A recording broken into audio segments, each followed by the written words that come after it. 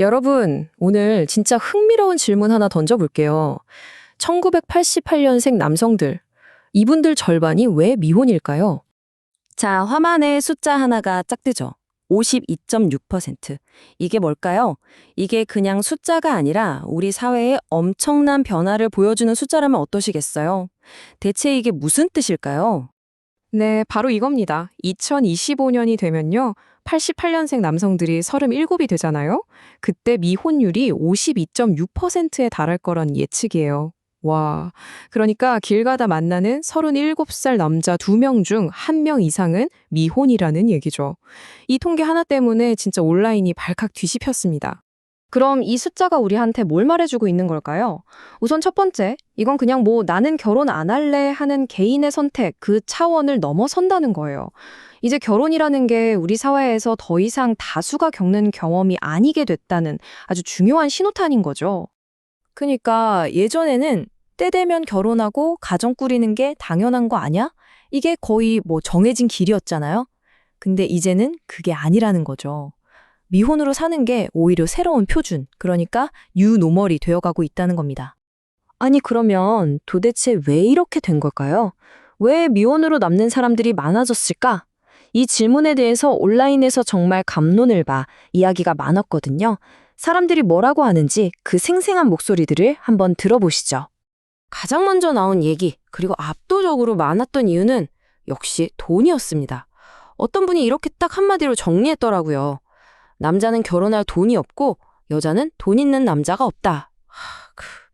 진짜 남녀 모두가 느끼는 이 경제적인 압박감, 이게 결혼을 막는 가장 큰 벽이라는데 다들 고개를 끄덕이더라고요. 돈 문제만 있는 게 아니었어요. 바로 인구 구조 문제도 나왔습니다.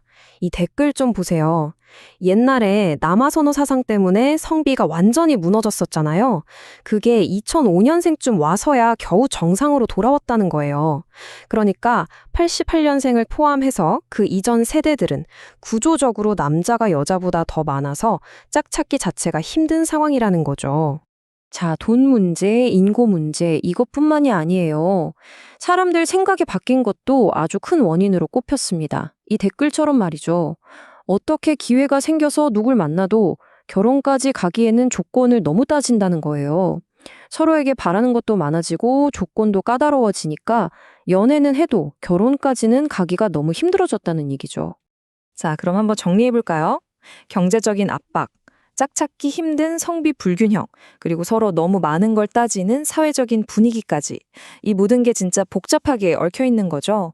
그러니까 핵심은 이거예요. 88년생 남성들이 결혼을 안 하는 게 딱 하나의 이유 때문이 아니라 이런 복합적인 문제들이 쌓이고 쌓여서 나타난 결과라는 겁니다. 그런데 이 이야기들 중에서 정말 가장 뜨거운 논쟁을 불러일으킨 주제가 하나 있었습니다. 바로 싱글세입니다. 야, 이 문제 하나로 우리 사회의 갈등이나 긴장감이 얼마나 높은지 제대로 알 수 있었죠. 논쟁의 불씨를 지핀 게 바로 이 댓글이었어요. 우리 애들이 나중에 부양가족 없는 노인들 복지세금 내는 거 생각하면 아찔하다. 빨리 싱글세 도입해야 한다. 와, 이거 정말 도발적인 주장이죠. 미래 세대 부담을 줄이려면 아이를 낳지 않은 미혼자들에게 세금을 더 걷어야 한다는 겁니다. 이 주장 하나에 정말 난리가 났습니다. 찬성하는 쪽은 아니 나중에 복지 재원 없으면 어쩔 거냐 이걸 걱정하는 거고, 반대하는 쪽에서는 이건 개인의 자유를 침해하는 거다. 이렇게 한다고 뭐가 달라지냐. 오히려 나라 망하는 지름길이다. 이렇게 팽팽하게 맞선 거죠. 근데 여기서 아주 날카로운 반박이 하나 나옵니다. 바로 이 댓글이에요. 싱글세? 우리는 이미 내고 있다. 무슨 말이냐면 지금 세금 제도를 보면 자녀가 있는 가족은 인적 공제라고 해서 세금을 깎아주잖아요. 근데 싱글은 그런 거 없거든요. 그러니까 사실상 이미 싱글세를 내고 있는 거나 마찬가지라는 주장인 거죠. 굉장히 일리 있죠? 반응이 정말 격렬했어요. 어느 정도였냐면 어떤 분은 그런 법 만들려는 정치인 나오면 암살당할 거다. 이런 말까지 할 정도였으니까요. 그러니까 이게 그냥 단순한 토론 주제가 아니라 사람들의 감정을 얼마나 깊이 건드리는 문제인지 알 수 있는 부분이죠. 자, 그럼 이제 마지막으로 한번 생각해 볼까요? 이렇게 미혼이 점점 더 많아져서 다수가 되는 사회, 우리의 미래는 과연 어떤 모습일까요? 우선 미래가 불안하다는 목소리가 있었어요. 지금이라도 결혼하는 게 나중에 덜 슬플 것 같다는 거죠. 혼자 늙어가면 외롭고 후회하지 않을까? 이런 걱정인 거예요. 결혼이 그래도 하나의 안전망이 되지 않을까 하는 기대감 같은 거죠. 하지만 결혼한다고 무조건 행복한 건 아니다. 이런 현실적인 목소리도 만만치 않았습니다. 어떤 분은 제 경험상 결혼은 지옥입니다. 딱 잘라 말하고, 또 어떤 분은 잘 되면 천국이지만 잘못되면 그게 바로 지옥이다 라고 하더라고요. 정말 행복과 불행, 그 양극단의 가능성이 다 열려 있는 거죠. 그런데 여기서 정말 흥미로운 예측이 하나 나와요.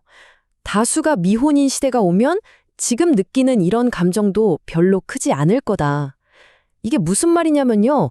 다들 미혼으로 사는 게 당연해지면 지금처럼 나는 왜 혼자일까 하는 외로움이나 주변의 눈치 같은 게 자연스럽게 사라질 수 있다는 거예요. 이게 어쩌면 우리가 맞이할 새로운 사회의 모습일 수 있다는 아주 깊은 통찰인 거죠. 그래서 오늘 이 이야기는 마지막으로 우리 모두에게 질문을 던집니다. 과반수가 미혼인 사회, 여러분은 어떤 미래를 그리고 계신가요? 우리가 당연하다고 생각했던 가족, 공동체의 모습이 완전히 뒤바뀌는 세상, 우리는 지금 바로 그 거대한 변화의 한복판에 서 있습니다.